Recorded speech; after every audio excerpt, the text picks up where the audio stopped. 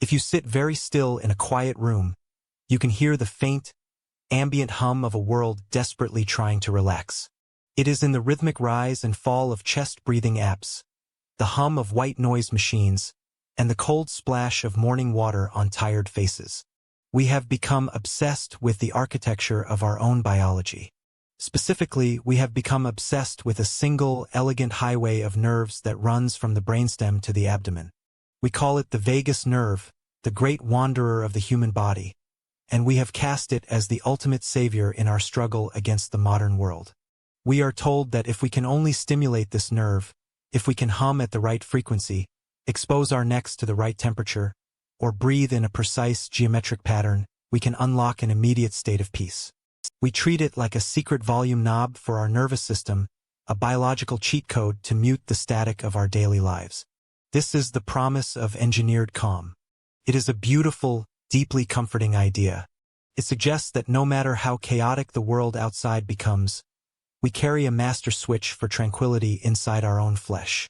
But if this biological switch is so accessible, why does the exhaustion run so deep? To understand the paradox, we have to look at what we are actually doing when we attempt to engineer calm. The vagus nerve is indeed a marvel. It is the primary orchestrator of our parasympathetic nervous system, the system responsible for resting, digesting, and restoring balance. When we practice slow, prolonged exhalations, we physically stretch the vagus nerve, signaling the heart to slow its beat. We flood our bloodstream with acetylcholine, a chemical that acts as a gentle brake on our racing thoughts. For a few minutes, the trick works. The muscles in our shoulders loosen, the tight knot in our chest softens, and we experience a fleeting simulation of safety. Yet, hours later, or perhaps the very next morning, the crushing weight of burnout returns, heavier than before. We find ourselves back at the beginning, frantically repeating the breathing exercises, purchasing the latest vagus-stimulating neck bands, or stepping into ice baths, chasing a biological state that seems to evaporate the moment we look away. We begin to treat our nervous systems the way a factory manager treats an overworked machine.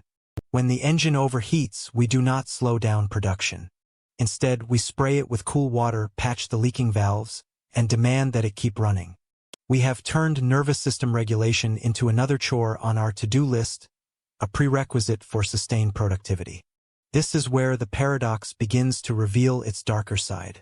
Burnout is not a mechanical failure of the body. It is not a software glitch that can be patched with a deep breath or a cold shower. Burnout is an intelligent, highly coordinated response to a prolonged lack of safety, meaning, or agency.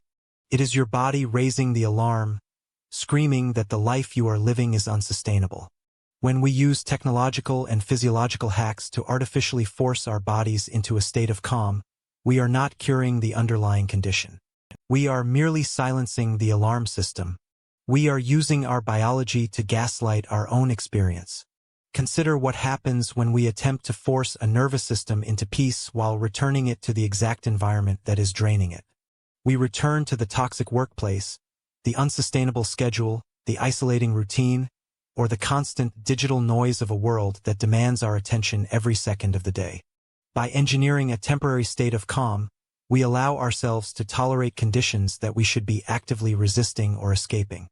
We turn a sacred biological survival mechanism into a tool of endurance, allowing us to survive the unlivable for just a little bit longer. In this light, the pursuit of engineered calm begins to look less like healing and more like a sophisticated form of containment. It asks us to believe that the problem lies entirely within our own physiology. If you are exhausted, if you are anxious, if you are utterly depleted, the wellness narrative suggests it is because you have poor vagal tone. It implies that your body is simply failing to adapt. This shifts the blame entirely onto the individual, transforming systemic crises into personal maintenance failures. It spares the structures around us from scrutiny, suggesting that we do not need to change our lives, our jobs, or our societies. We simply need to breathe better. But the body is too intelligent to be fooled for long. The vagus nerve is not a one-way street.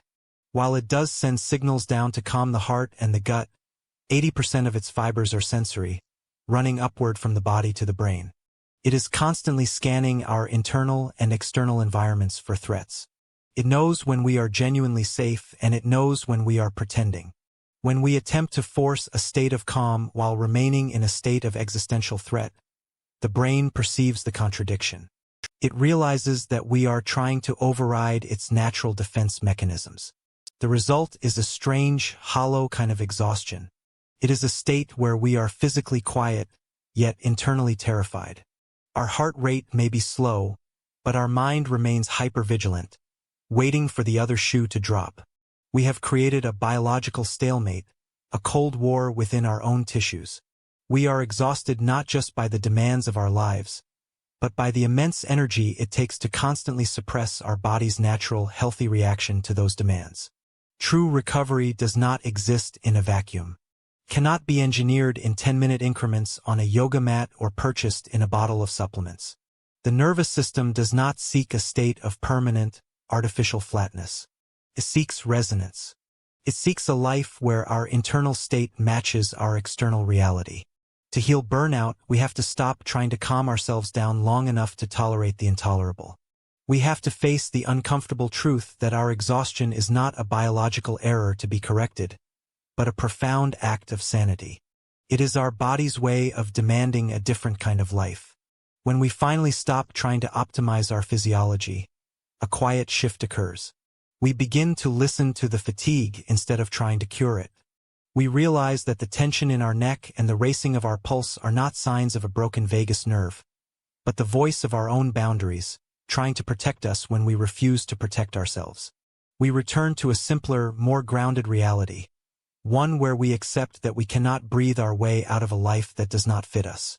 If the tools we use to calm our bodies are only designed to help us keep going in a world that is wearing us down, we must ask ourselves a deeper question. What are we actually trying to save, our well-being or our ability to keep performing?